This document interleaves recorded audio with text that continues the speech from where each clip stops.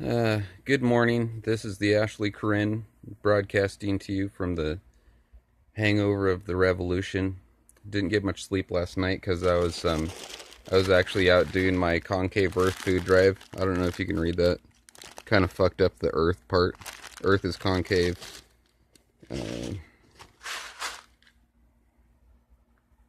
Earth is concave. Bitches. Um, I saved these. I was handing them out to homeless people and lawyers and, church ladies and everything, just telling them that the earth is fucking concave. Got in a couple of fights, but my hand hurts a little bit from having to knock some stupid ass priest out, but shit happens. It comes with the territory. But I'm actually making this video. What time is it? It's currently 8:31 Mountain Time, and I'm doing sort of live coverage with Vladimir Putin. Not live coverage because this isn't live, even though I say broadcasting to you live. That's a fucking joke. But of the summit, the summit between Trump and Putin, or as I like to call it, you'll find it on X videos in a couple of days. It's I call it the Bear Bum Summit, starring Donald Hump and Vlad the Impaler. Hashtag Brokeback Mountain too. But you know, when I was handing out these Earth is concave things to homeless people and SUV moms. Oh, I stopped at a little league game too. I was handing them out to the kids, dude, and I was like, psst, your parents aren't telling you the Earth is fucking concave, man. And they're like, what does concave mean? And I'm like, fucking Google it. You got a phone? He's like, oh yeah, that's right. But I'm gonna be serious now because I watched or listened to the Trzok hearing. So Peter Trzok, if you haven't been following the news, there's actually an interesting piece or a segment that Rachel Maddow did on Peter Trzok, and so check this out. So who is Peter Trzok? Why didn't we not hear about him until he said he had an affair with Lisa Page and was a stupid dumb shit and used his fucking work phone to hide it from his wife. But anyways, so that show, The Americans. So if you haven't seen it, The Americans, it's has Claire Danes and some other person, and it's this couple who they're Russian spies, but they live in America, speak English, and they live as Americans. Hold on, I gotta lube the pipes a little bit.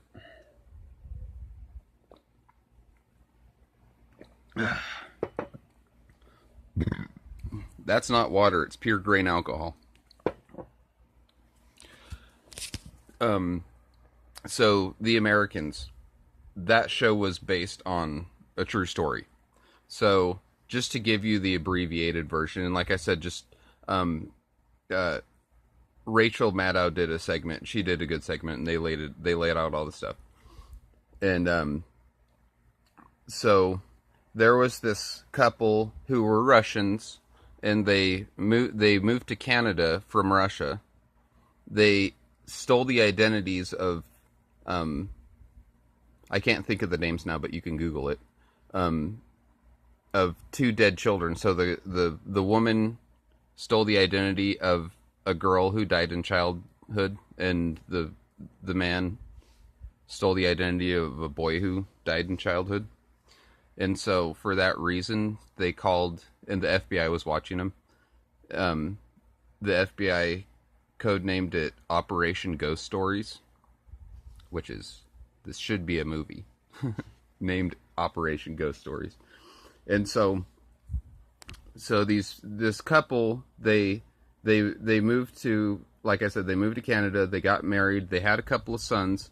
They spoke English and French. They didn't speak Russian around anyone, and they didn't speak Russian around their children. In fact, they had two sons, and their two sons had no idea that their parents were Russian spies. And so they lived in Canada in the 80s and 90s, and then in the early 2000s they moved to America, and the husband actually went to Harvard, and he actually graduated from Harvard. And the FBI was watching him the whole time. And this is real spy movie shit. So the Russians they used this technology called, I can't think of the word, but it's where you encode data in an image. So like they would have, like, for example, an image of flowers, and they would basically have a secret message encoded in the image file using special software. And so then you would take like this image of flowers, that was one of the examples that they used, that they actually showed, and post it on Facebook or something, or Instagram or something, just some public forum. And then, so it's like a dead drop, if you know that term, the spy term, dead drop. So, and then the Russian, the GRU would, which is the Russian version of the CIA, they would, go to Facebook or whatever website and look at the image, download it, and then use that same software to reverse engineer it so they could get the coded message out of it. It's fucking real crazy shit. And the FBI bugged. So these people, the FBI was watching these people for like 20, 25 years, something like that, plus. And so the FBI secret agents went into their house, the house of the Russian couple, and bugged their house. And I think this is after they came to America. And they bugged their house, and listened to them. The FBI got into a safety deposit box that this Russian couple had at a bank, and there was photo negatives of pictures of the woman when she was younger.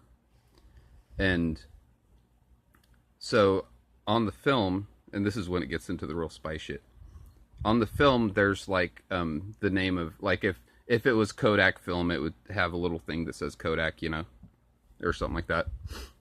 But that part of the brand name was cut off. Like they had actually sliced it off with probably a razor blade or something. So you couldn't tell which film company it was. But on one photo negative, there was, they did it, they cut off all the brand name of the photo negatives except for one. And it was, I can't remember the name, but it was Russian. So, and all this was happening, and they eventually, the couple eventually went down, of course, because the FBI closed in on them once they got into America, because they had been watching them in Canada, but they didn't have any jurisdiction there. And so once they came to America, then, all bets were off. And kitty, this is my kitty. My nickname for him, my code name for him is Claire Danes. But anyways, and so speaking of Claire Danes,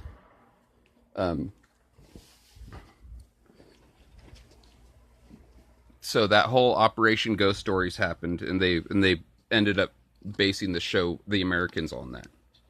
And you know who was the lead agent? Who was the number one lead agent in Operation Ghost Stories? The one who was heading up the whole fucking op? A man named Peter Trzok.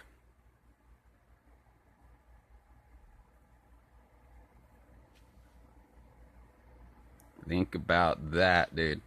Why the hell are the fucking Republicans so against Peter Trzok, the fucking top cop who fucking, they made a fucking TV show, a successful TV show about a fucking operation that he headed up about Russian spies infiltrating America.